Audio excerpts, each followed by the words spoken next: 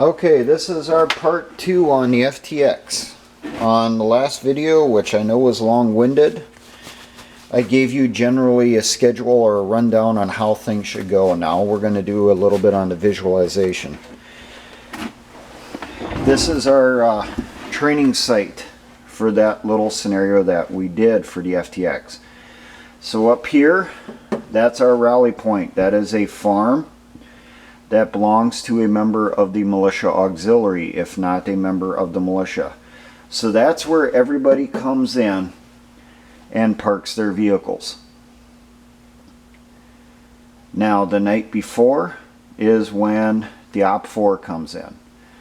So this area here is farm fields. We have dirt road here. We have, we'll call that a creek running there.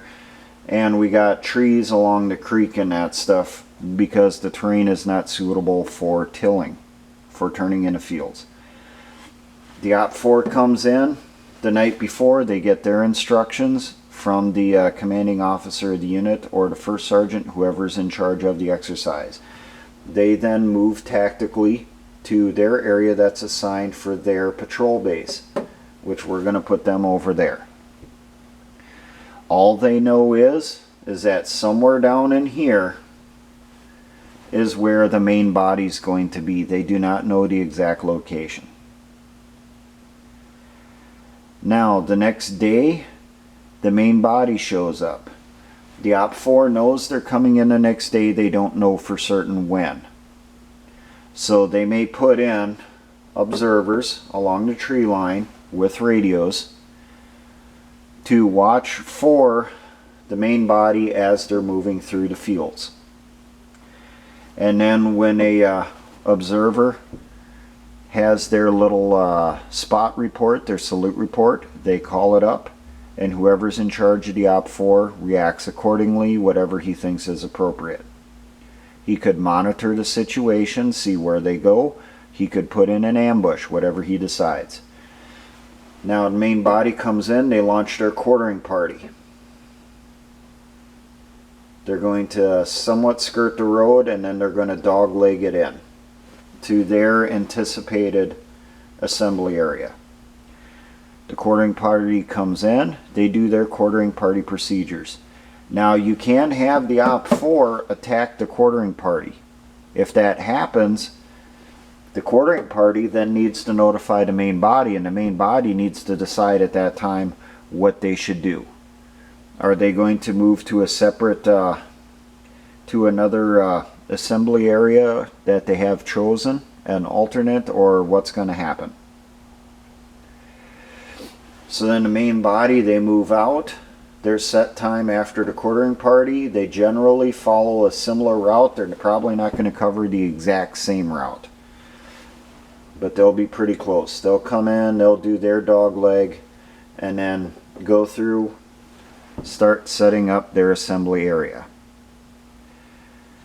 While that's going on, the Op 4 is moving in. They have observers set up, learning as much intel on the main body as they can.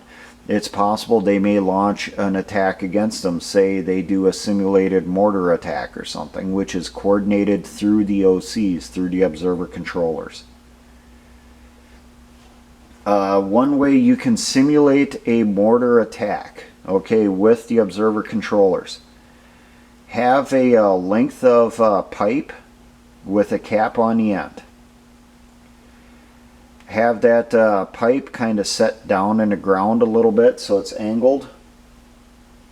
Take one of your rifles with a blank adapter, put the barrel inside the pipe a couple inches, and then fire off a round. It'll make a sound similar, not exact, to what a mortar would sound like going off from the tube. That is done at the same time that you have coordinated with the observer controller for the mortar barrage.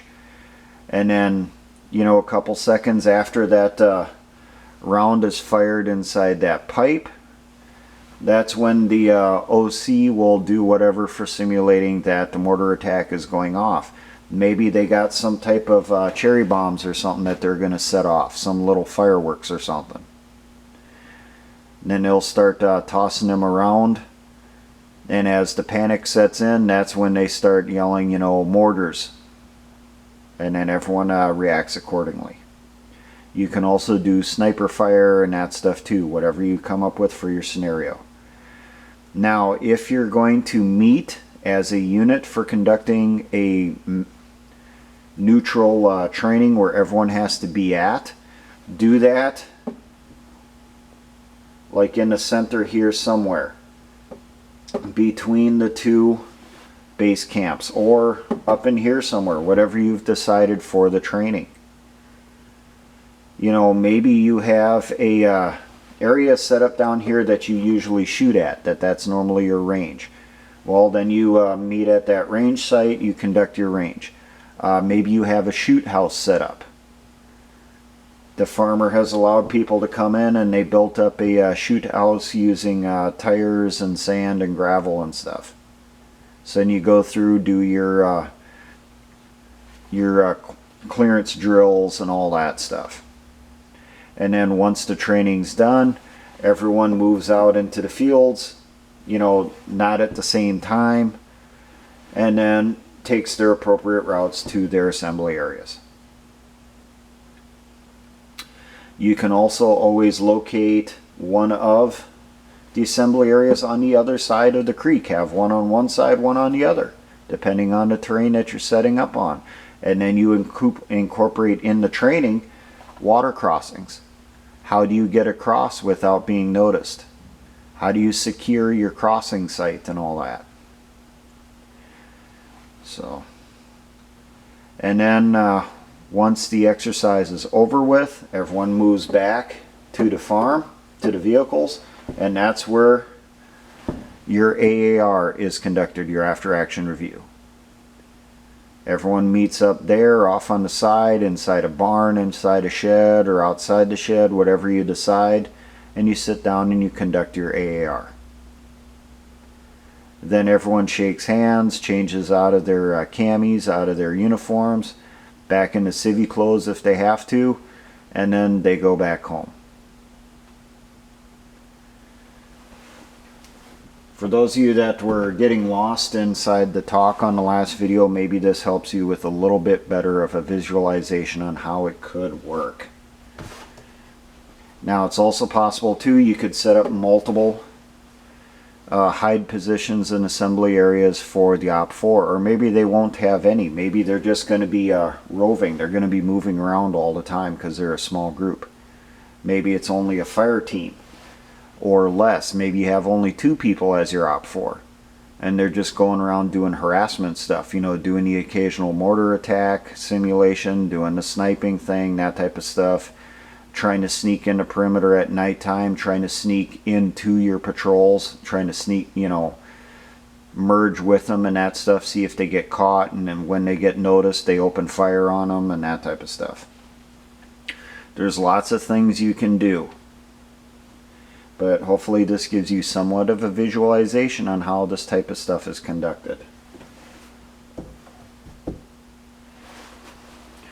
Now, for all my engineer brothers and the Patriot and militia movements, always remember, essayons.